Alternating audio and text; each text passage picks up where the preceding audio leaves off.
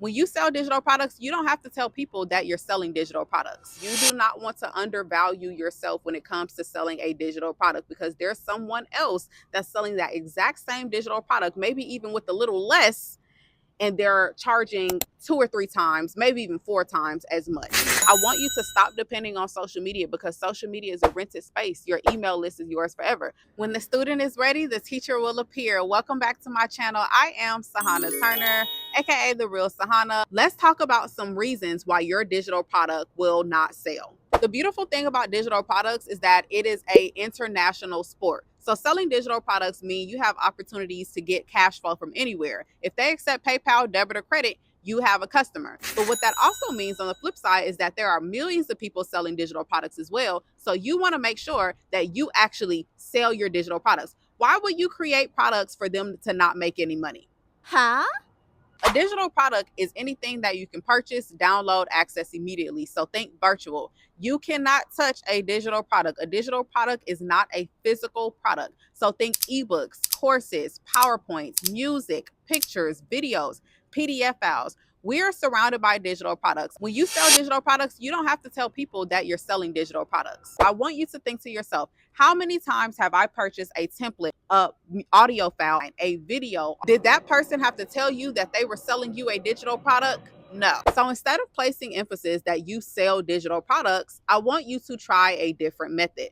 What I want you to use is a simple method that my students and I use every single day. You don't have to tell people that you're selling digital products. Practice being very, very intentional with what the person is actually getting from your product. People aren't really concerned about the fact that you have a digital product. People are just thinking in their head, what's in it for me? What a lot of people make the mistake and do is create this sales page, meaning the page that you advertise your digital product on. So when a person clicks the link in your bio, they're going to go to your sales page. So on their sales page, I noticed that a lot of people try to emphasize on the fact that it has this many pages and this many templates and this many plug and plays. But the thing about it is, people are ultimately thinking, okay, what am I going to get out of this? So you want to place emphasis on something that I call the offer. The offer is the transformation or the result that the person is going to receive.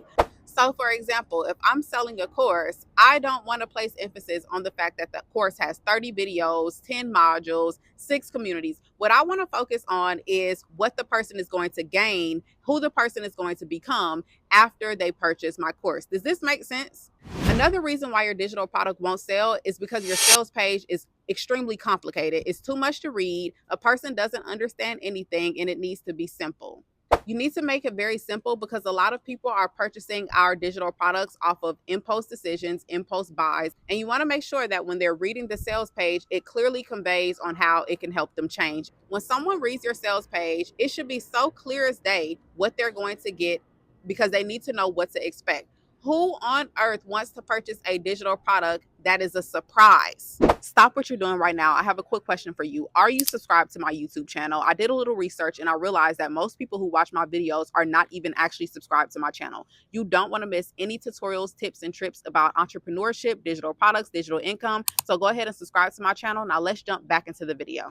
Have you ever clicked the link in someone's bio? You are about to purchase a digital product from them, and then you start reading the sales page and it's just not doing it for you. It's just not reeling you in. And you're thinking, well, what's in it for me? That is exactly what your audience is thinking as well. Another reason your digital product might not sell is because you're disconnected from your audience. You don't understand your audience at all. You need to speak the language of your audience so clearly that they understand that your product can help them. You need to know their problems, their pain points, because your digital product is supposed to have a solution for at least one of those. Another reason your digital product might not sell is because you're too focused on the money. So many people start selling digital products and they're so money hungry, and they're like, okay, well, I need the money now. And people can feel that energy. Survival mode repels customers. Say it with me. Survival mode repels customers. I know it's extremely difficult, especially if you need the money or you're going through something. People can feel when you are coming from a place of lack when you're selling anything. This is business 101. So you want to make sure that you are confident in whatever it is that you're selling. You know what creates confidence? Clarity. Clarity creates confidence, and you need confidence in order to sell. When you're super clear about what your digital product will do and how it can help people, you won't have a pricing issue, which is a lot of things that I notice that we often go through also as digital product creators. And I want to let you know the next thing: pricing. So often when it comes to pricing, we will underprice. You do not want to undervalue yourself when it comes to selling a digital product, because there's someone else that's selling that exact same digital product, maybe even with a little less, and they're charging 2 or 3 times, maybe even 4 times as much. You're not charging for how long it took you to make your digital product. You are charging for the amount that the person is going to spend if they don't purchase your digital product. Another reason your digital product might not sell is because you're spending too much money up front, and that can put you in a deficit, and that can put you in a state of lack. So when you go into a digital product business, a business that's supposed to be no money down initially, it's very difficult to stay the course when you've already spent so many upfront costs. It's almost a bit discouraging. There are so many ways you can create digital products for free, and you can start making money so you can use that money to generate more income, if that makes sense. Another reason your digital product might not sell is because you're too focused on aesthetic. Aesthetic is great. Yes, people are extremely visual, and I do believe in things looking nice, but I also believe in the power of information. So instead of focusing on aesthetics and hiring a graphic designer or buying a $100 template online, I would opt for something like BookBolt so I can create it for free or at extremely low costs. You want to focus on information when it comes to your digital products, because that is actually what a person is going to gain, and that's also going to get you reviews. Now, speaking of reviews, another reason why your digital product won't sell is because you're not showing any. If you already have reviews, you do want them on your sales page. People need to see proof. People need to see results and testimonials. So you want to make sure that you are having that on your sales page. If you do not have reviews already, what you want to focus on is using yourself as a review. I don't see enough people using their self. That is a testimony, and that is proof enough. So if you use your digital product on yourself, then you can use yourself as a review.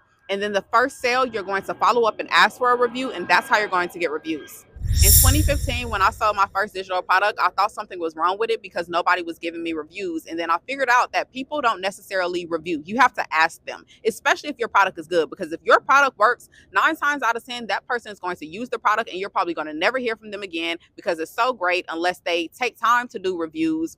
If not, then it's totally normal to not hear back from people. So you want to follow up with them. That's very, very, very important in business. I want you to think to yourself, when was the last time you purchased something without looking for a review? Sometimes we just simply have not built enough trust when it comes to our audience, and the trust is going to fall in line with that sales page, with those reviews, and most importantly, through your content. If your digital products are not selling and you're primarily selling them on social media, you want to do a deep dive on what your content is actually communicating to your audience. The last mistake, and probably one of the biggest mistakes I see digital product creators making, is not collecting emails. You're missing out on $36 for every dollar spent if you simply do not collect emails. Around 2017, I was experiencing a lot in life, and I left social media, but I didn't stop selling digital products. I was relying on building an email list, and a lot of my email list subscribers were purchasing my digital products. They are loyal. I want you to stop depending on social media, because social media is a rented space. Your email list is yours forever. So as soon as a person gives you their email, I want you to think about this. They're basically saying, okay, it's okay for you to message me. Just make sure that it's good and it benefits me. Let me know in the comment section if you learned anything from this video. If you are wondering, how do I price my digital products? Where do I sell my digital products? Where do I find the people to sell my digital products to? I know you probably have questions. Cut the time in half and start selling digital products today. It takes 7 simple steps. I created a 7-step digital product system for you. This is the foundation of your digital product business. If you need it, go ahead and click the link in the description. If you like this video, don't forget to comment, like, and most importantly, subscribe. I'll see you on the next video.